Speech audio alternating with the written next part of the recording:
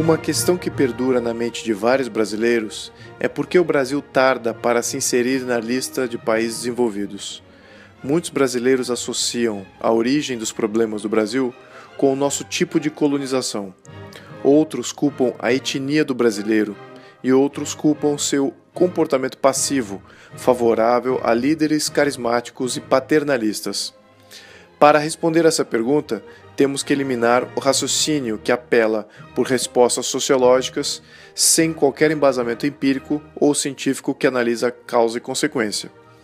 Para tal efeito, é importante traçar um paralelo com uma nação de sucesso, a que mais se assemelha à nação brasileira, para identificarmos se essas perspectivas populares têm algum fundamento. Essa nação da qual falamos é os Estados Unidos. Os Estados Unidos têm recursos naturais semelhantes ao do Brasil, têm tamanho geográfico semelhante ao do Brasil e têm população com origens e etnias similares ao do Brasil.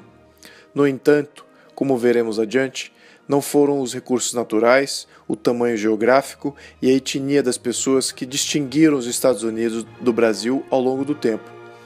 Tampouco foi o tipo de colonização que aquele país vivenciou que o distinguiu. Foram dois fatores fundamentais: a escolha de modelo de governo e a escolha de modelo econômico. No caso dos Estados Unidos, veremos que foi precisamente o que o governo norte-americano foi impedido de fazer que definiu o sucesso econômico daquele país.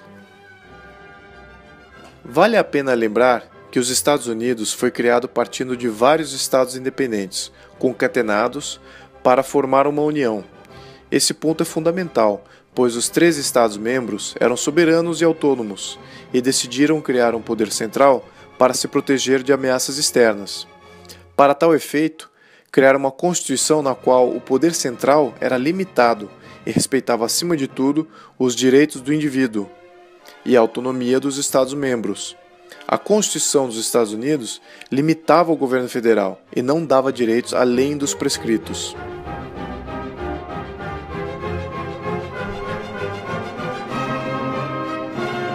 A própria letra da Constituição americana é muito semelhante aos 10 mandamentos bíblicos, no sentido que prevalece a visão de impor limites. O governo não irá criar leis contra isso, o governo não irá criar leis contra aquilo, etc. Nota-se que é uma preocupação dos fundadores dos Estados Unidos contra a criação de um Estado tirânico, e isso era forte e unânime. Outro ponto relevante dos fundadores norte-americanos do século XVIII era a tributação. O lema "tributação sem representação igual a tirania" foi o lema central que incitou a guerra pela independência e mais tarde se tornou o valor de base da sociedade americana. O princípio liberal era simples e tinha duas vertentes. Primeiro, aqui o governo não pode recolher impostos, senão os impostos que o povo assim o permite recolher. E o segundo é a representação legítima dos governantes para com os governados.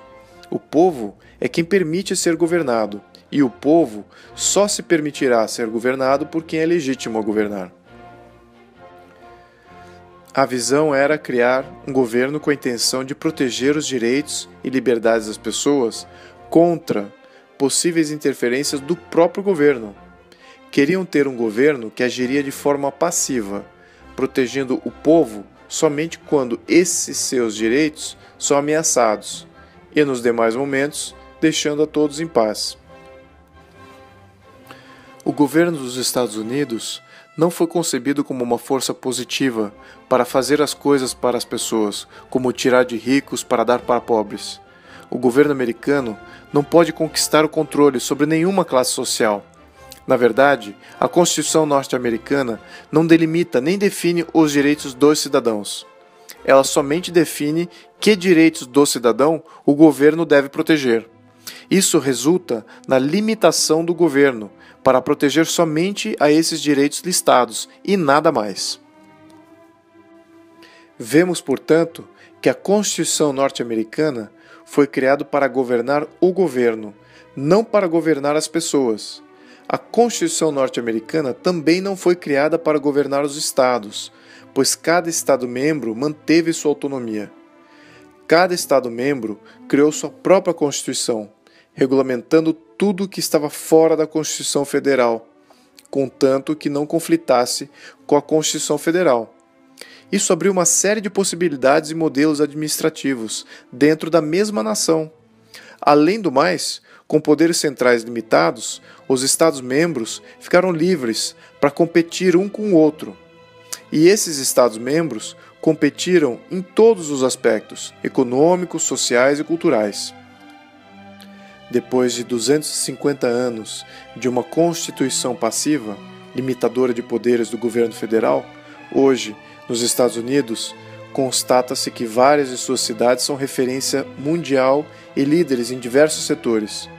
Nova York, capital mundial das finanças; Chicago, capital mundial do mercado de commodities; Los Angeles, capital mundial da mídia e entretenimento; e mais recentemente, São Francisco, capital mundial da tecnologia.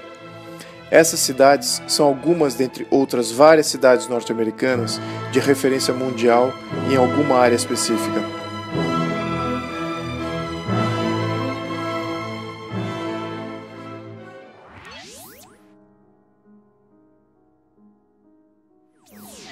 E no Brasil?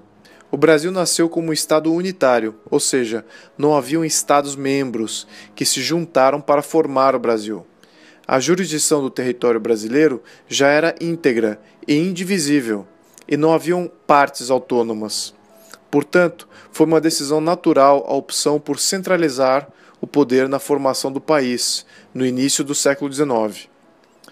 Essa, de fato, foi a grande diferença formativa entre o Brasil e os Estados Unidos e afetou a primeira Constituição do país. A Constituição do Brasil, outorgada por Dom Pedro I em 1824, assim como a norte-americana, era uma Constituição voltada para proteger o direito do indivíduo acima dos poderes do Estado. Similar à Constituição norte-americana, a Constituição de 1824 do Brasil limitou o poder de Dom Pedro I, abriu para a representatividade do povo e delegou mais autoridade para os poderes legislativo e judiciário. O próprio Dom Pedro I manifestou sua vontade de criar barreiras na Constituição brasileira contra a possível instalação de uma tirania, seja ela dele próprio, das oligarquias ou mesmo uma tirania do povo. Portanto, a primeira Constituição brasileira foi uma Constituição liberal, assim como a norte-americana. Houveram vários pontos de distinção entre uma Constituição e outra, mas o ponto principal que distingue uma da outra foi a descentralização e a autonomia dos Estados-membros. A Constituição brasileira centralizava o poder na capital do Império, ao passo que a norte-americana descentralizava o poder para os Estados-membros.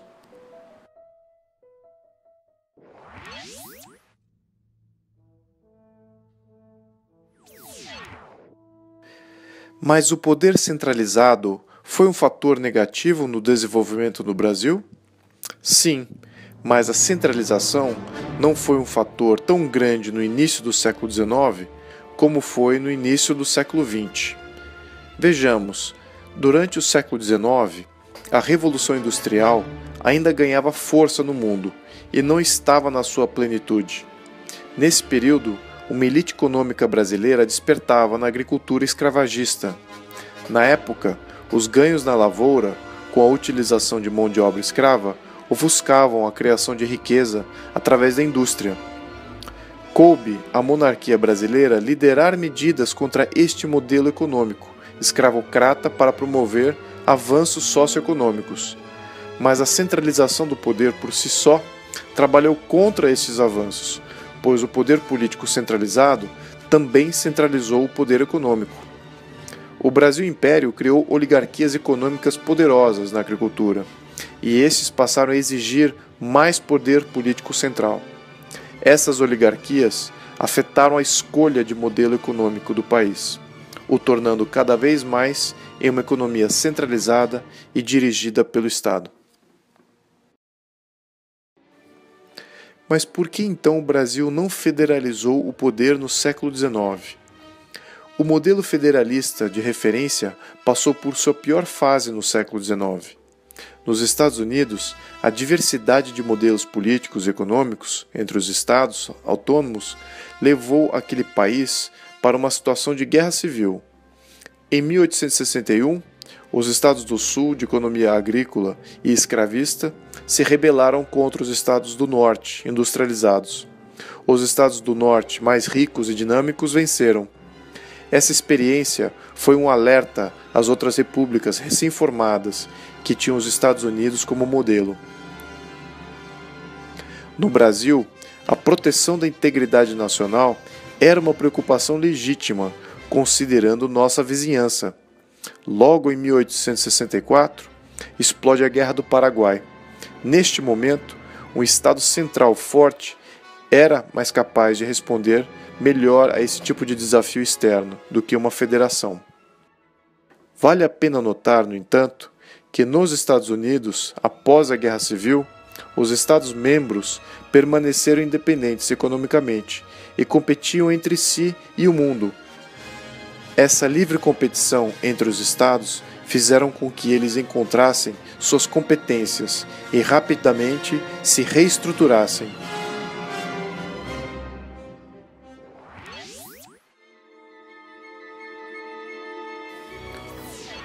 Mas somente ao final do século XIX, após a Guerra Civil Norte-Americana, que esse modelo federalista se demonstrou superior na sua capacidade de absorver e iniciar rápidas evoluções para fazer frente às economias industriais do mundo.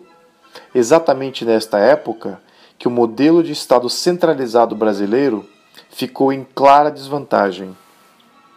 Nos Estados Unidos, a competição entre empresas e entre Estados-membros elevou o nível de excelência na indústria americana, além de ter diversificado suas iniciativas. Ao passo que no Brasil, as oligarquias agrícolas, feitas ainda mais poderosas por controlarem o governo central, não diversificaram a economia, impedindo a industrialização do país. Ao final do século XIX, o balanço histórico para o Brasil mostrava uma clara necessidade de mudanças. O Brasil, apesar de ter nascido um país de política liberal e de livre comércio, assim como os Estados Unidos, chega ao final do século XIX como um país oligárquico, com uma economia controlada.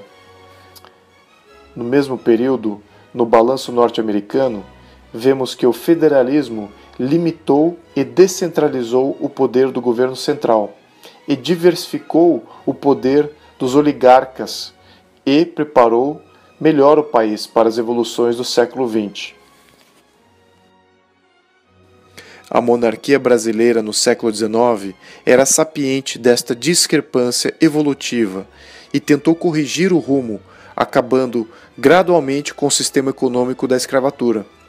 Mas isso provocou a ira dos oligarcas, que eventualmente se rebelaram contra o Estado monárquico. Com o advento da Primeira República Brasileira, várias discussões sobre a organização do Estado se sucederam e ficou evidente que um governo descentralizado seria um sistema mais adequado para o Brasil. Com a nova Constituição de 1891, cria-se, portanto, um Estado de fato federativo, a República dos Estados Unidos do Brasil, com Estados-membros autônomos. Infelizmente, para a jovem República Brasileira, o poder e influência dos oligarcas era pleno e sofisticado.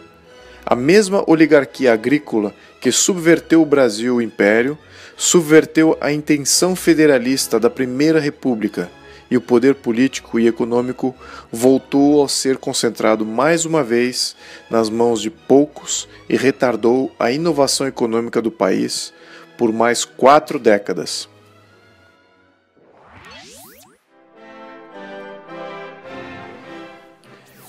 A Primeira República Brasileira, de 1889 até 1930, foi o ponto histórico no qual o Brasil perdeu seu momento de ajustar sua organização de poder político e conseguir acompanhar o ritmo de evolução da economia norte-americana. Nesse mesmo período, o modelo federativo descentralizado norte-americano já estava maduro e acentuou ainda mais as diferenças evolutivas entre os dois países. A invenção do automóvel e a introdução de novos métodos de produção em série solidifica o modelo de governo norte-americano como fomentador da livre iniciativa e acúmulo individual de riqueza. Isso colocou os Estados Unidos em outro patamar evolutivo que o Brasil e o colocou em posição para enfrentar as grandes economias europeias e desafiar a liderança mundial. No mesmo período que isso ocorria nos Estados Unidos, as oligarquias no poder da República Brasileira escolhiam manter o seu modelo político centralizador e sua economia baseada na agricultura. Portanto, durante o século XIX, pode-se dizer que o Brasil e os Estados Unidos estavam dentre as novas economias do Novo Mundo, com economias díspares, mas ambas com atrativos semelhantes. Mas já no início do século XX, o Brasil República passou a ser considerado uma economia simples, enquanto que os Estados Unidos gozava de uma economia diversificada e sofisticada.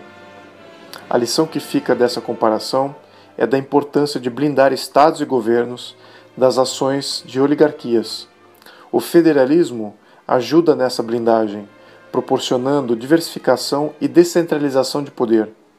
O Brasil falhou neste quesito durante o Império e falhou novamente em todas as formas de república subsequentes. Se adiantarmos o relógio de nossa análise através do século XX, constatamos que, em nenhum instante da história republicana brasileira, houve a remota intenção de descentralizar o poder federal de fato. A despeito de toda a Constituição republicana clamar que o Brasil é uma república federativa, a federação de Estados-membros independentes no Brasil nunca se materializou assim como nos Estados Unidos. Ao contrário, com os avanços em comunicações e tecnologia digital, o governo central aumentou o controle sobre o cidadão em todo o território nacional. Hoje, esse controle é muitas vezes maior do que o controle que os próprios Estados-membros e municípios detêm. Apesar que o Brasil tenha sempre escolhido modelos jurídicos liberais, tanto na forma de uma monarquia constitucional quanto na forma de uma república, ambos modelos subestimaram os poderes de subversão dos oligarcas e populistas. No cerne deste problema está a premissa de que um governo central forte, centralizador de poder, político e econômico, é capaz de criar o dinamismo necessário para competir na economia global. Essa premissa foi e ainda é o maior erro de modelo de Estado do Brasil. Também vemos que esse modelo é cego quanto à história no que se refere a oligarquias e governos populistas, como vimos na nossa história monárquica no século XIX e na nossa história republicana no século XX. Governos centralizadores fomentam oligarcas e populistas e aumentam seu poder de barganha contra o Estado. Eventualmente, esses conseguem desvirtuar o Estado de Direito em todas suas formas.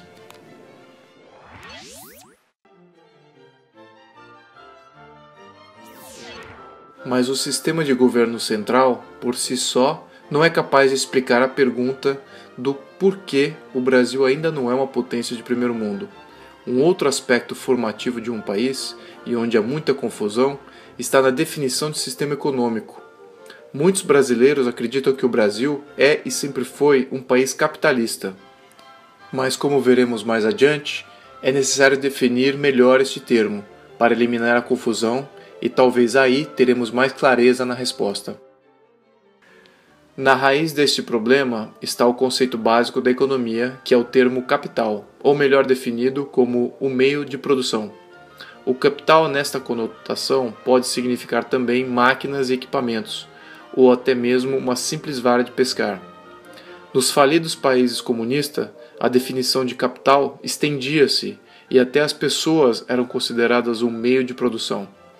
Portanto, por simples extrapolação deste termo universal, todos os países são capitalistas.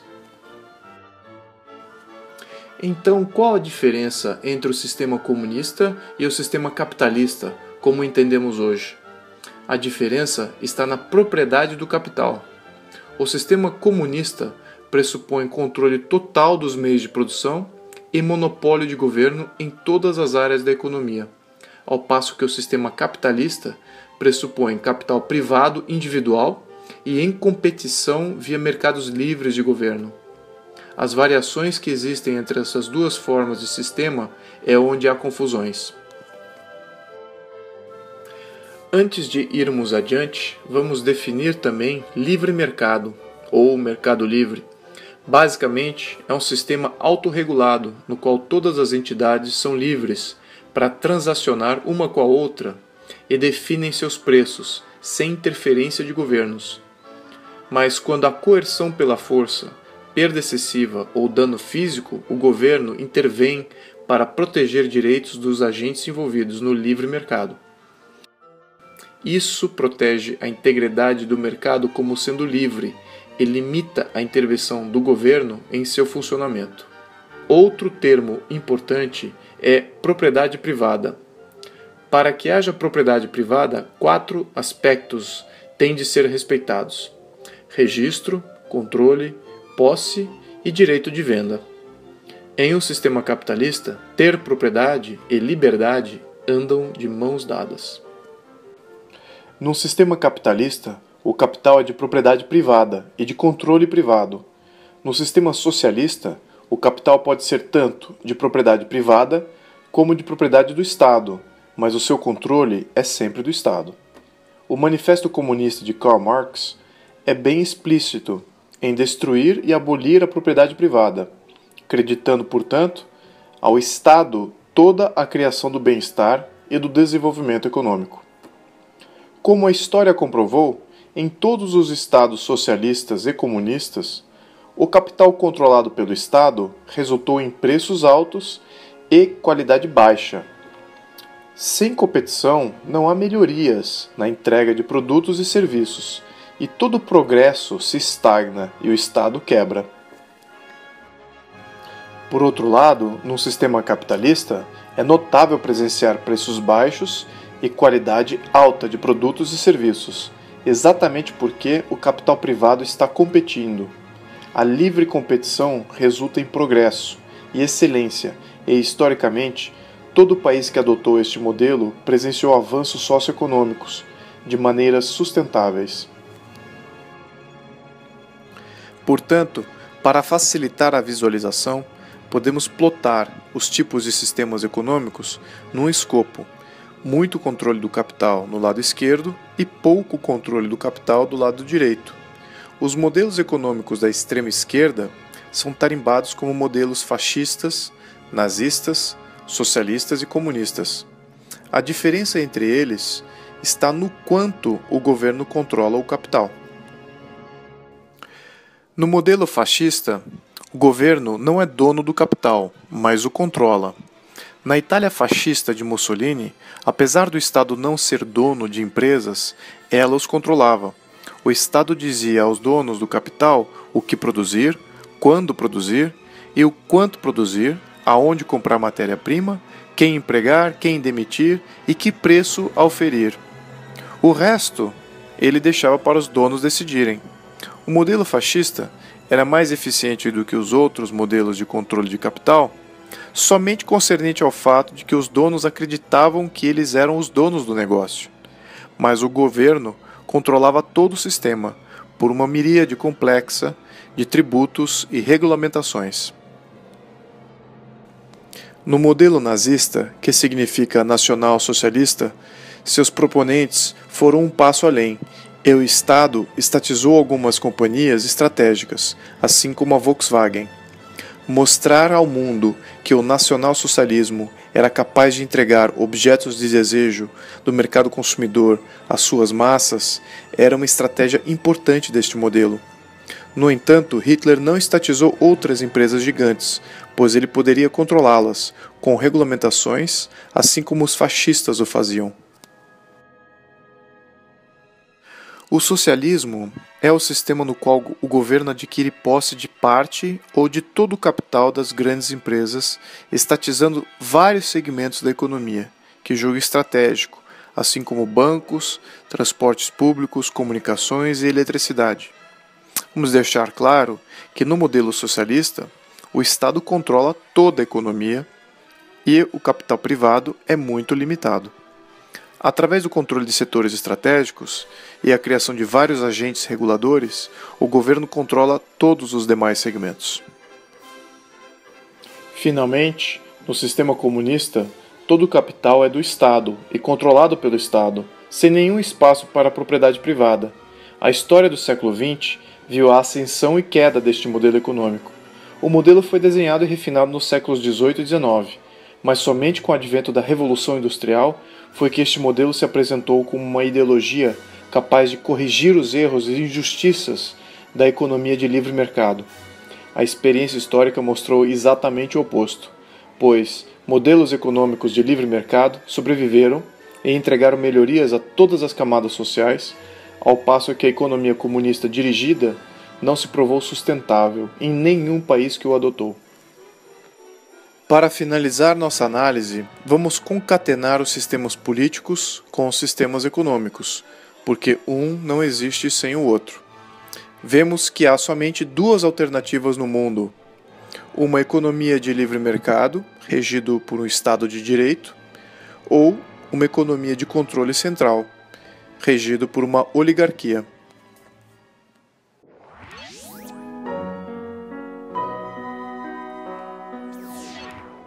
Qual o modelo econômico que melhor caracteriza o modelo brasileiro?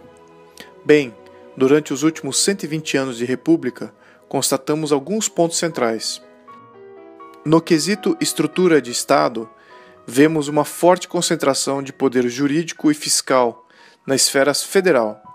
Portanto, o Brasil se caracteriza como poder centralizado. Também podemos observar que nunca houve um governo republicano na história republicana do Brasil. Constatamos que o Brasil, desde a Primeira República, tem sido governado alternadamente por governos destruidores das instituições republicanas, sucessivos governos de oligarcas e de governos populistas, além de duas ditaduras militares. Também vemos que o Estado brasileiro tem monopólios estatais, que controlam setores estratégicos da economia, além de deterem a posse do subsolo. Através de bancos estatais, como o BNDES, o governo detém participação em várias empresas do setor privado, exercendo o chamado controle negativo. Finalmente, notamos também que, através de tributação e regulamentação, há várias limitações e controle do capital privado.